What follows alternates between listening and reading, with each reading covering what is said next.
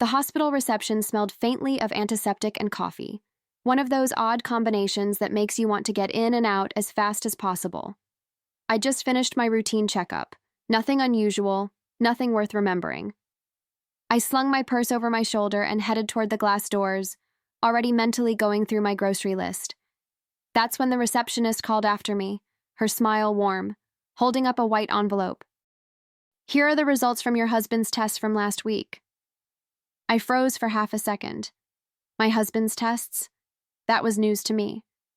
Still, I smiled politely, walked over, and took it from her. "Thank you," I said, as if I knew exactly what she was talking about. No need to let a stranger see the confusion creeping in. The envelope felt heavier than it should as I stepped out into the warm afternoon air.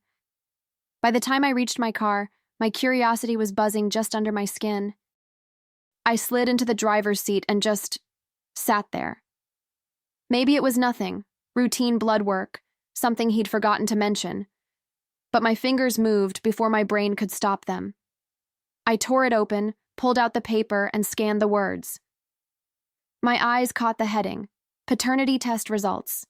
My stomach dropped, and then I saw it.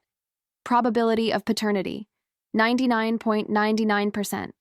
My husband was the father of a child I'd never even heard of. For a moment, the world outside my car seemed to fade. The sound of traffic, the chatter of people walking past, even the heat pressing against the windshield, it all went quiet. All I could hear was my own heartbeat, loud and uneven, like it was trying to make sense of what my eyes were reading. A child. His child. And I wasn't the mother. I read the page again, slower this time, as if the words might somehow rearrange themselves into something less cruel. But they didn't. They stayed the same, black and sharp against the white paper. My hands trembled, but my face stayed still. If anyone had looked in through the car window, they would have thought I was just resting. Years of marriage had taught me how to hide my emotions when I needed to.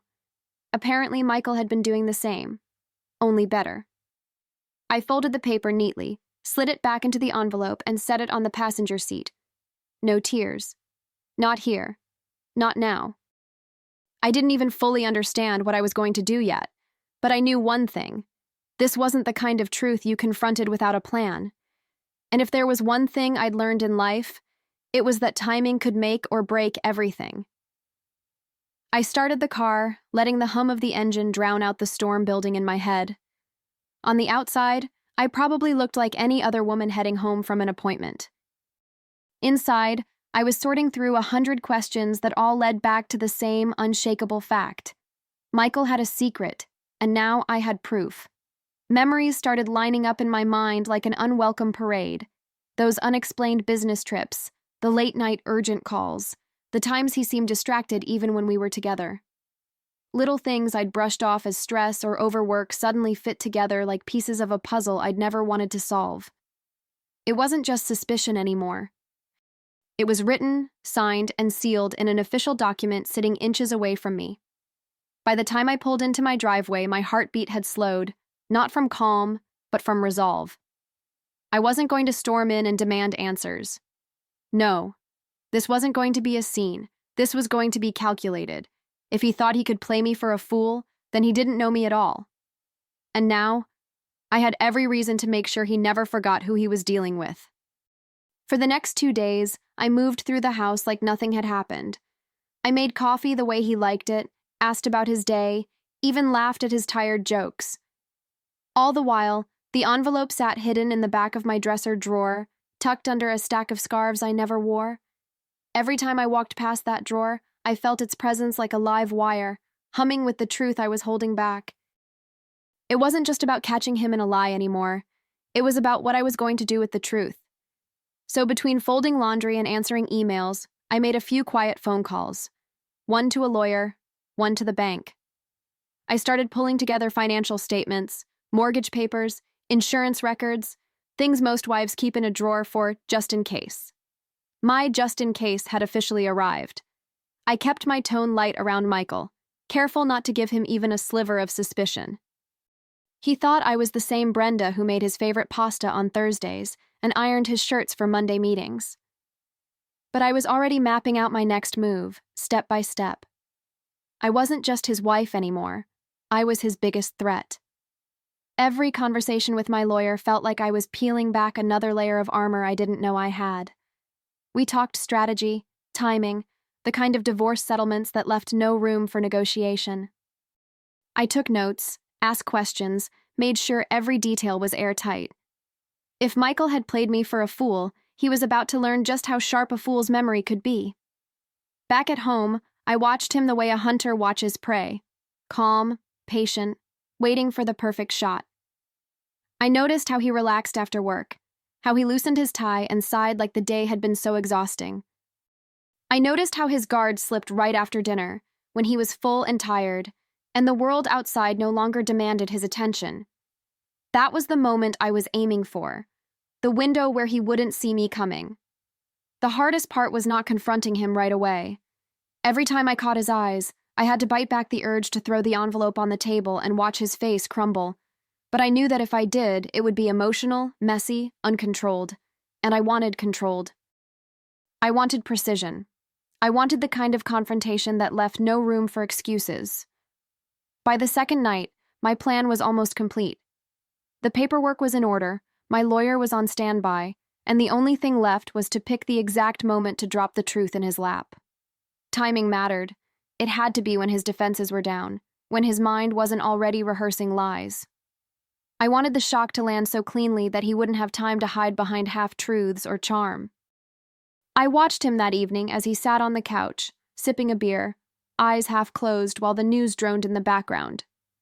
I imagined his face when he saw the test results, how the color would drain, how the mask he'd worn for years would finally crack. That thought kept me steady. It wasn't revenge yet. This was the prelude. The moment I'd been waiting for came the very next night. He walked in, his shoulders sagging from the weight of the day, keys clinking as he tossed them into the bowl by the door.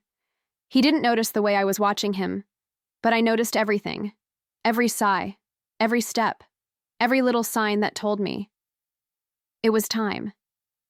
He came in like he always did, tie loosened, shoulders slouched, the faint smell of his cologne still clinging to him from the morning. I was already at the kitchen table, a single envelope resting in front of me like an unspoken dare. He didn't notice it right away. He set his briefcase down, rubbed the back of his neck, and gave me that tired half smile that used to make my heart soften. Not tonight. When he finally sat across from me, I slid the envelope toward him. Want to explain this to me? My voice was calm, almost too calm, the kind of tone that makes people more nervous than shouting ever could. His eyes flicked down, caught the hospital's logo, and I watched the blood drain from his face as if someone had pulled the plug. At first, he tried the easy lie. It's not what you think. The words stumbled out of his mouth, thin and weak, as if he already knew they wouldn't survive. I didn't blink. I didn't even breathe loudly. I just waited, my silence pulling the truth out of him like a thread unraveling. Finally, his shoulders slumped, and he let out a breath that sounded more like defeat than honesty. It happened on a work trip, he said, eyes darting anywhere but mine. I was drunk. It was a mistake. But I never stopped loving you. It didn't mean anything. He said it like that made it better, like the casual dismissal of another human being's existence would soften the blow. I leaned back in my chair, my fingers tapping slowly against the table. You call a child nothing? My voice was low but sharp enough to cut. You call betraying me a mistake? No, Michael. A mistake is forgetting milk at the store. This... I gestured toward the papers lying between us. This was a choice.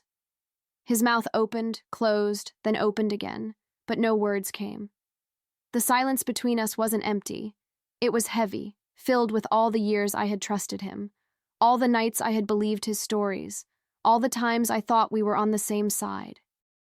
Now, I could see him struggling to find a version of himself that could survive this conversation.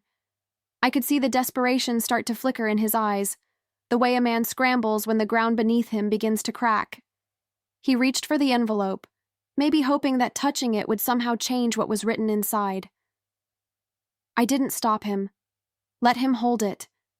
Let him feel the weight of his own choices. I thought we could move past it, he finally said, his voice softer now, almost pleading. It was one time.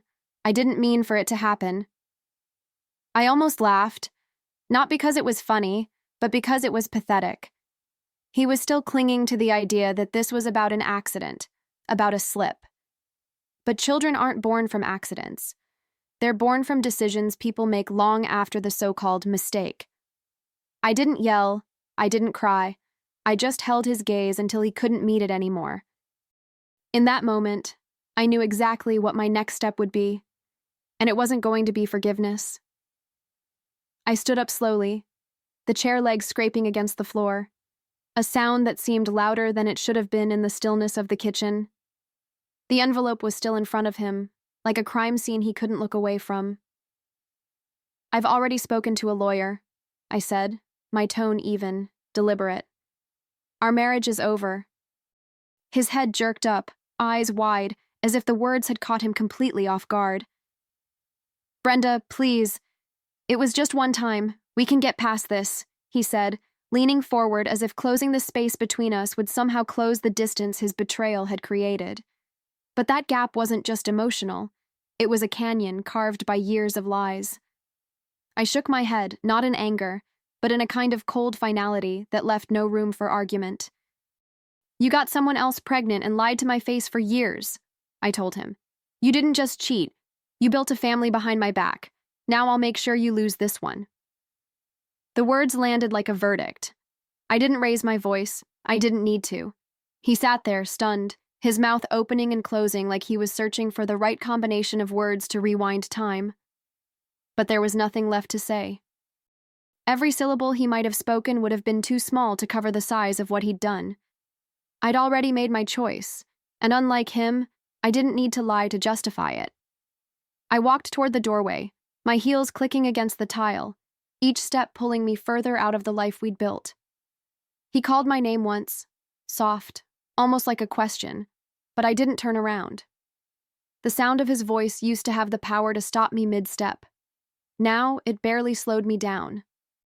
As I reached the hall, I felt the strangest thing, not rage, not grief, but clarity. The kind that comes when you finally stop trying to rewrite the past and start planning the future. My future. And it was one he wouldn't be a part of. I paused at the doorway just long enough to leave the envelope exactly where it belonged. Right in front of him, a mirror of the truth he could no longer run from. He stared down at it, shoulders hunched, as if the paper itself weighed more than he could carry. For once, I didn't care if it broke him. Some truths are meant to. Without another word, I walked out of the kitchen, the soft thud of my footsteps fading into the rest of the house. Behind me, the silence swelled, thick and heavy, the kind that follows after something irreversible has been said. I didn't need to see his face to know he was finally realizing I wasn't bluffing. I didn't look back. Not when I reached the stairs, not when I passed the framed photos on the wall, not even when I heard his chair scrape against the floor. This chapter of my life was over, and I was already writing the next one, without him in it. The weeks that followed moved faster than I expected. Divorce papers were signed, the house was legally mine, and the financial settlement was everything my lawyer and I had planned for. Precise, fair on paper, devastating in reality for him. Michael now had 2 households to support, and his once pristine image was unraveling in ways he couldn't control. Word of the affair traveled quickly through our families and friends. I didn't have to say much. The truth has a way of carrying itself when it's that explosive. Invitations to dinners, holidays, even casual get-togethers stopped coming for him. The same people who once laughed at his stories now looked at him like a cautionary tale. For me, the air felt different, lighter, cleaner. I started sleeping through the night again. I booked a trip with friends, something I hadn't done in years without feeling guilty about the expense or the time away. My life wasn't perfect, but it was mine, and for the first time in a long time, that was enough. Traveling felt like waking up from a long, heavy sleep. I wandered through crowded markets in Lisbon, tasted wine in the Tuscan hills, and let the ocean wind tangle my hair on the Amalfi coast.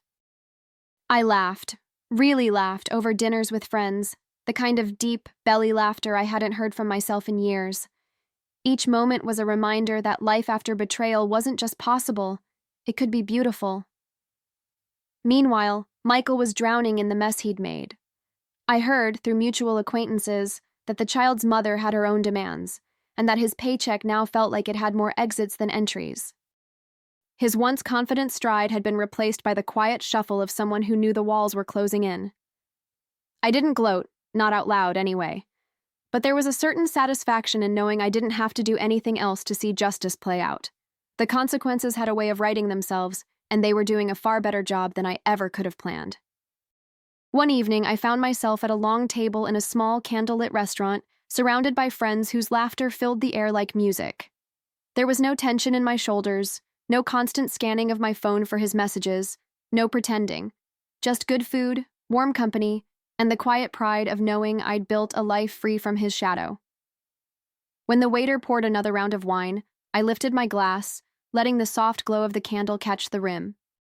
"To new beginnings," I said, my voice steady, my smile genuine. The clinking of glasses echoed like a promise I was making to myself, to never go back to the woman who stayed silent just to keep the peace. The test had proved the child was his. But my next move had proved something far more important. I was done being his.